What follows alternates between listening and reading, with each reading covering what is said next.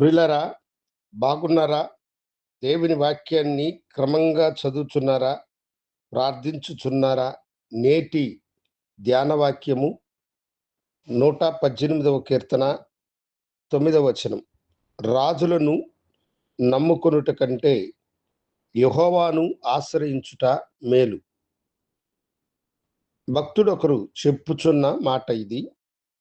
రాజులను నమ్ముట కంటే యెహోవాను ఆశ్రయించుట మేలు. ఈ లోకములో ఉన్న మనుషులందరూ మనుషులే. వారు అధికారము కలిగిన వారైనా, ధన సంపదలు కలిగిన వారైనా, పేరు ప్రతిష్టలు కలిగిన వారైనా, మనుషులందరూ కూడా మాయా స్వరూపులు.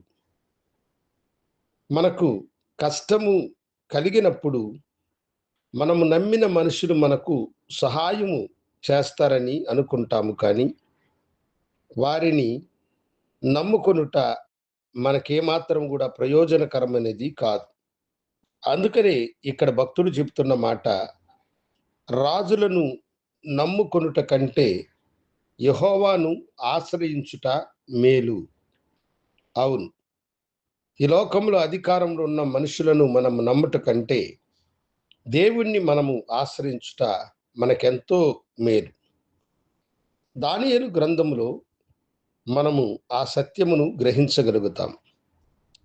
దైవజనుడైనటువంటి దానియేలు దేవుని కొరకొక మంచి సాక్ష్యము కలిగినటువంటి వాడు.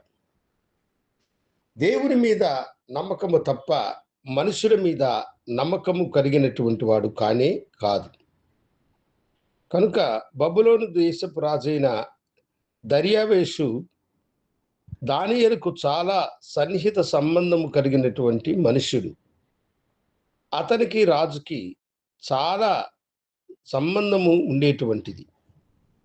అయితే దానియేలు మీద పగతో రగిలిపోయుచున్నటువంటి అతని ఇతర మంత్రులందరూ రాజు దగ్గరకు వెళ్ళి, ఒక నెల రోజులు ఈ దేశ ప్రజలు తమకు ఏ కష్టము కలిగినా అది మీ దగ్గరే చెప్పాలి, ఇక ఎవరితో చెప్పకూడదు రాజా. అలా చెప్పినటువంటి వారు ఎవరైనా సరే తుదకు దేవునితో చెప్పిన వారిని మీరు సింహాల బోనులోనికి వెయ్యండి అని ఆయనతో చెప్పారు. మనుషుల పొగడతాలకు తబ్బిబ్బులు పడినటువంటి రాజు అట్టి శాసనమును ఆయన విడుదల చేసినాడు. ఇట్టి శాసనము బయలుదేరిందని దానియేలుకు తెలిసినా